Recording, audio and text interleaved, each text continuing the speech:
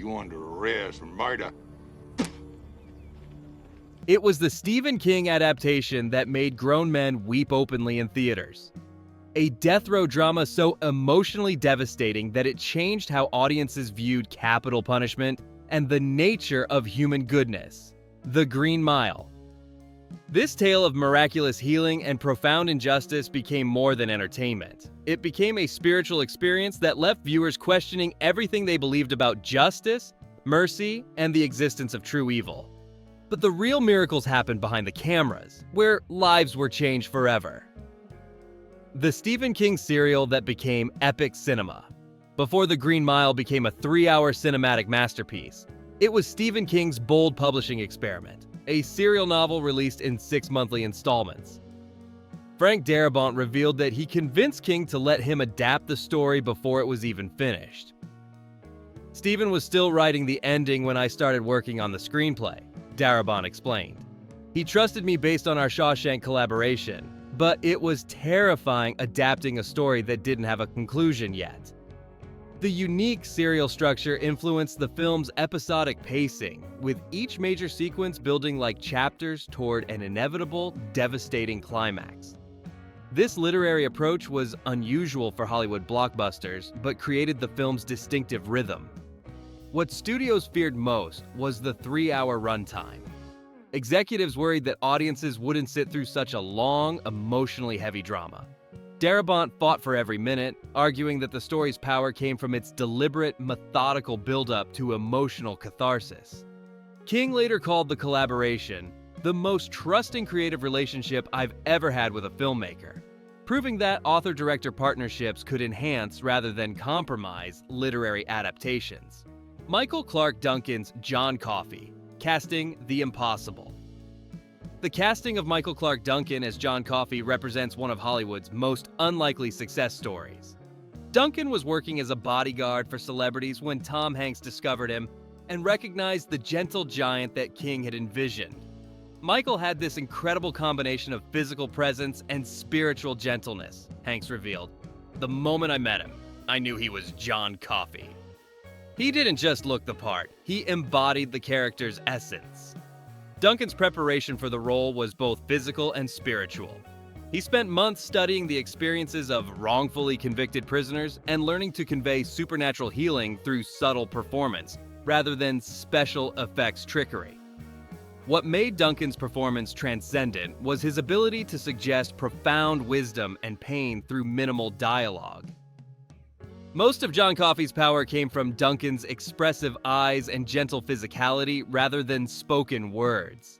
The most remarkable aspect of Duncan's casting was how he transformed from unknown security worker to Oscar nominee, proving that authentic casting sometimes requires looking beyond traditional Hollywood talent pools.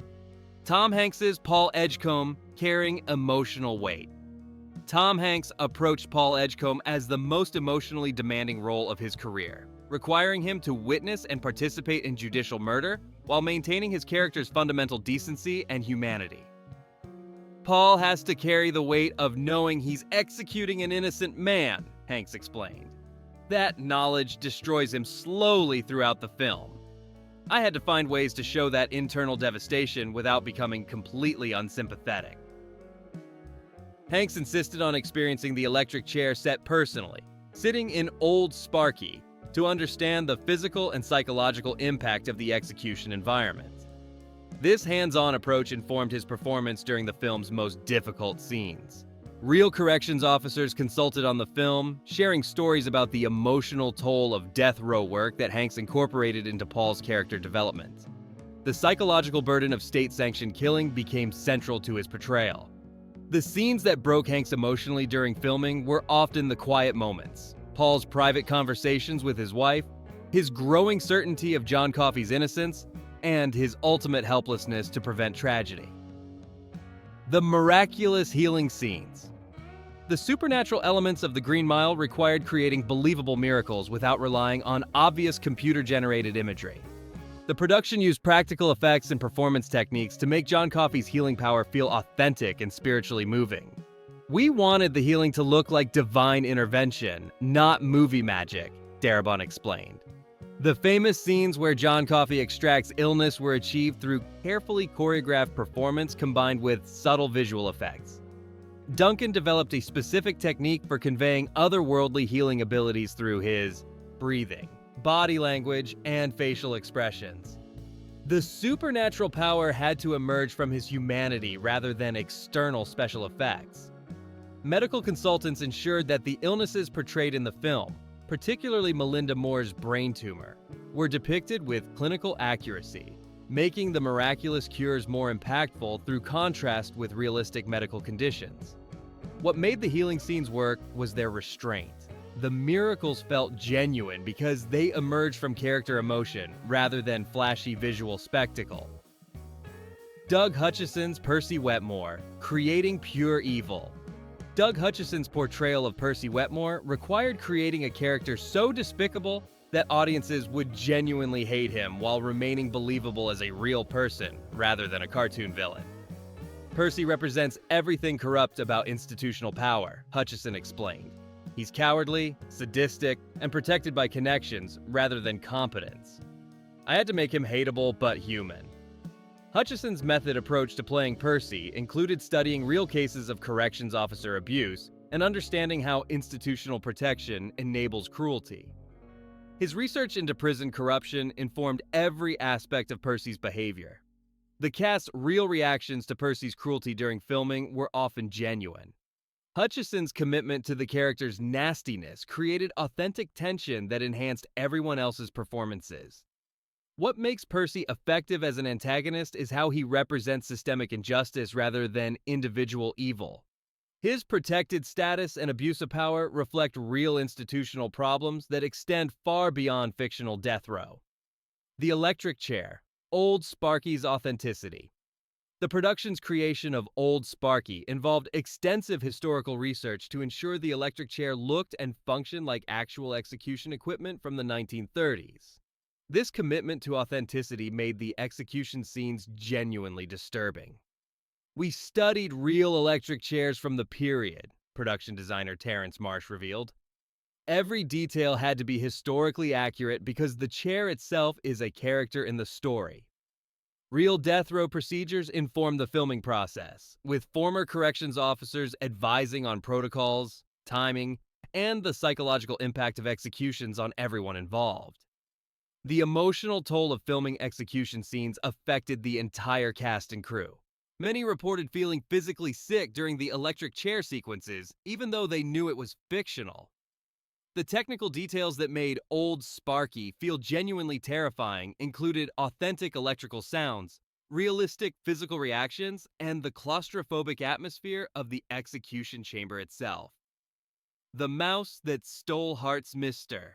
Jingles became one of cinema's most beloved animal characters through a combination of skilled animal training and practical effects that made the tiny mouse feel like a full-fledged cast member.